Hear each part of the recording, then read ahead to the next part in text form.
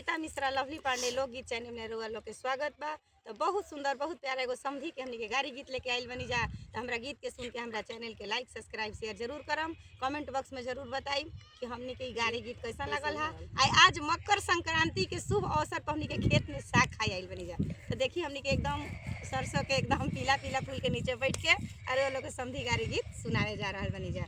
एक कियारी हम साग पात बोलो साग पात बोलो एक कियारी चौरैया हो लाला एक कियारी चौरैया हो लाला साग खोटे चलेली छिनारो समधि के छिनारो समधि को छिनारो दुनो जो बनले गईले कौआ हो लाला दुनो जो बनले गईले कौआ हो लाला ले ले ले ले गईले ओही मामा के डढ़िया हो या मामा के डढ़िया हो खोद खोद के करे ले कलुआ हो लाला खोद खोद के करे ले कलुआ हो लाला कियारी